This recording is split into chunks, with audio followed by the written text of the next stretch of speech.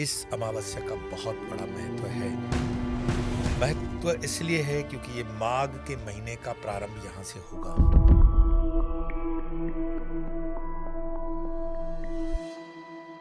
नमस्कार, नमो नारायण। माघ महीने का जो महात्म्य है वो तो है ही।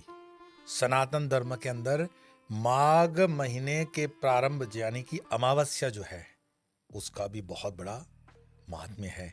और इस बार 18 जनवरी रविवार को जो अमावस्या आ रही है, वैसे तो दर्श अमावस्या उसका नाम हम कहेंगे, पर साथ साथ में वो मौनी अमावस्या भी है। मौनी अमावस्या यानी जिस दिन आप पूर्ण मौन का व्रत पालन करते हो, एटलीस्ट एक दिन के लिए। उड़ीसा के अंदर इसी अमावस्या को त्रिवेणी अमावस्या कहा जाता है। क्यों?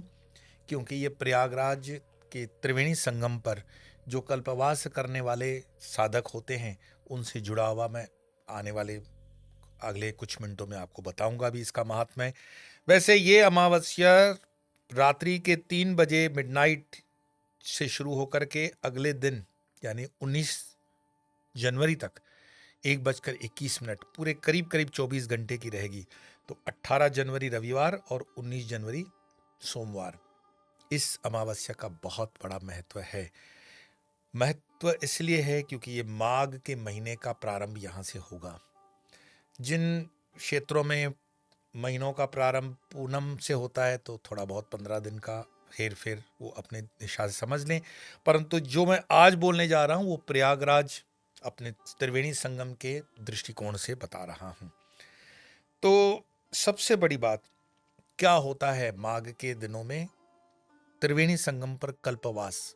आपने सुना होगा कई संत महात्मा 44 दिन का ये एक संकल्प लेते हैं, 44 डेज का, कि वो संगम पर कल्पवास करेंगे।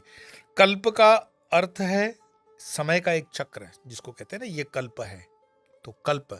और वास का मतलब है निवास करना। कहते हैं कि 44 दिन का ये जो संकल्प होता है इसमें जन्मों जन्मों, हजारों जन्मों, करोड़ों जन्मों की आपकी जो तपस्या है काउंट हो जाती है। ये श्रद्धा का विषय है। परंतु वैज्ञानिक दृष्टि से अगर देखा जाए तो प्रयागराज के इस त्रिवेणी संगम यानी कि इस नदी के तट पर वास करना कोई साधारण बात नहीं है, क्योंकि कातिल ठंडी होती है और उस ठंडी में आप तपस्या के अंदर हैं। बहुत ही भिक्षा में जो आपको खाने पीने को मिल जाए और कैसे कम साधनों के अंदर अपने आप को रखेंगे, ये एक अपने तपस्या का, जिसको कहेंगे ना, परिकाष्ठा होती है।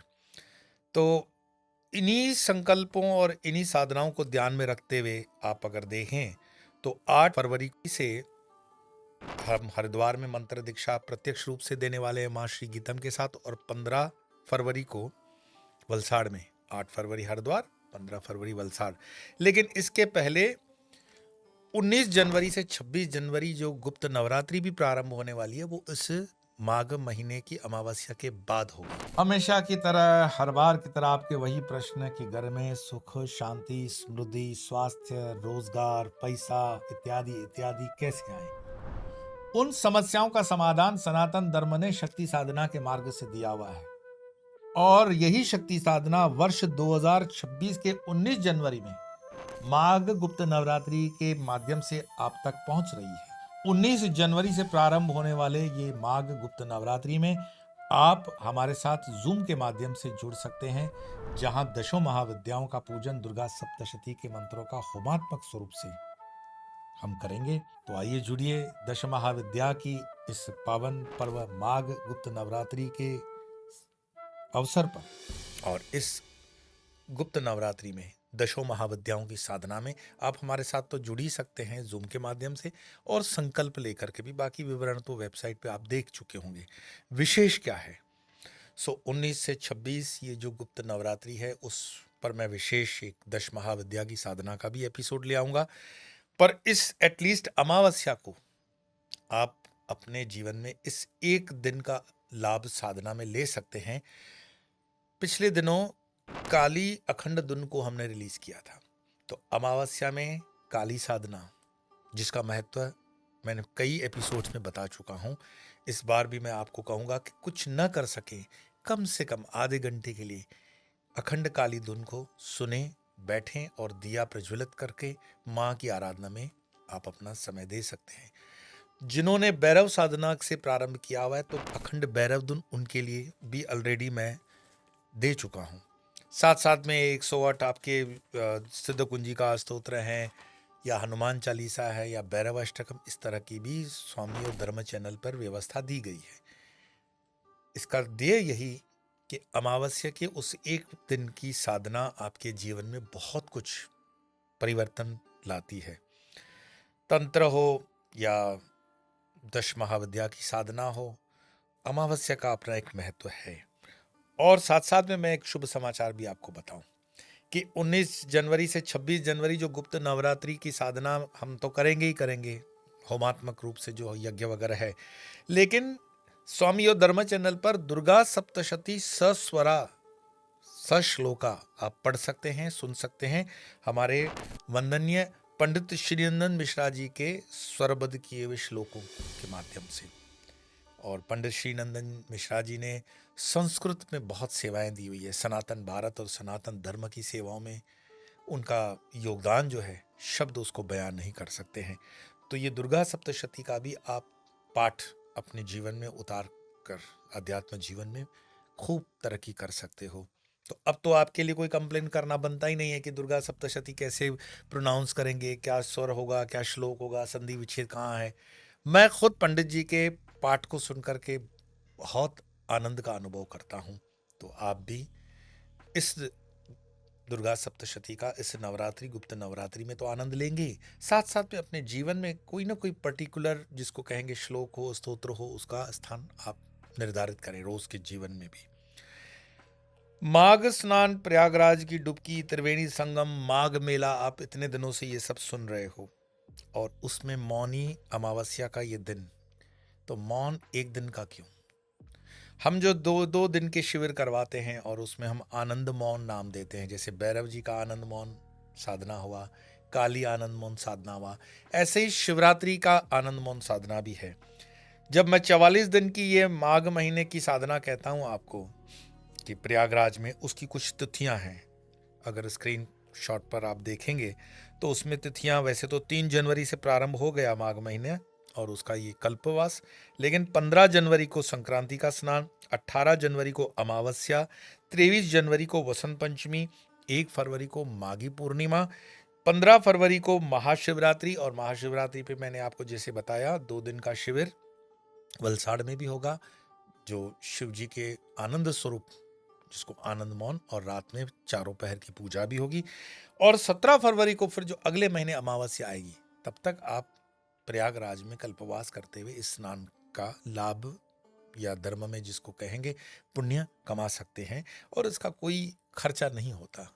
साधना में खर्चा तब माना जाता है जब आप कोई पदार्थों पर विशेष खर्च कर रहे हो, लेकिन जहां शरीर को कष्ट दे करके मिनिमम सोर्सेस रिसोर्सेस में आप प्रयागराज में हैं, तो वो साधना आप कितनी कठिन कर सकते हो ये आपके ऊपर है, बशर्ते के देश काल परिस्थिति को ध्यान में रखते हुए और अपनी पात्रता को ध्यान में रखते हुए साधना करेंगे। मौन का महत्व तो है ही। मैं कहता हूं मौन एक दिन नहीं है, मौन मतलब जहां मन न हो, मन न मौन, बोलते हुए भी जरूरी नहीं है कि मौन टूटता हो हमारा। कई बार हम बोलते हैं पर मन उसमें नहीं होता है, और कई बार मौन होता है और हम दुनिया भर में लगे हुए होते हैं, तो मन उसमें आ गया तो वो मौन नहीं है। तो मौन के गहरे अंतराल में जब आप उतरते हो, स्पेशली साधकों के लिए साधना में मौन की बड़ी, जिसको कहेंगे ना, मौन का बहुत बड़ा महत्व है। इसका अनुभव करने के लिए आप महीने में एक बार, मैं तो कहता हूं अमावस्या वाला एक्सपेरिमेंट आप कर सकते हो कि हर अमावस्या मौन 24 घंटे नहीं रख सकते हो तो 12 घंटे, 12 घंटे नहीं रख सकते तो 6 घंटे, 6 भी नहीं रख सकते हो तो दिन का 1 घंटा मौन की साधना कर सकते हैं। और जो नित्य नेम आप पूजा पाठ करते हो आधा घंटा, उसमें तो मौन आप रखते ही होंगे, इसमें कोई कहने की बात नहीं है। कुल मिलाकर के ये मौनी अमावस्या जो है, ये है तो 24 घंटे के लिए, पर इसमें कम से कम जितना भी आप मौन धारण कर सकें और मौन की साधना कर सकें, और उसका अनुभव आप अपने इस अनुभव को लिख करके भी भेजेंगे तो और साधकों को प्रेरणा भी रहेगी, और साथ साथ में इसके क्या लाभ हैं उनको जानने का अवसर भी औरों को मिलता है। तो माघ महीने के इस स्नान को, अमावस्या को साधना से तो आपने जोड़ा, लेकिन साथ साथ में इसके और जो रहस्य मैं हमेशा बता देता हूं कि अमावस्या की जब हम पूजा पाठ और साधना करते हैं तो उसको पितरों के लिए भी बहुत अच्छा दिन माना गया है। अपने पितरों के लिए तर्पण करना, और विशेषकर गुड़ और तिल इस महीने में, तो गुड़ है, तिल है, कंबल है, इनका दान करना।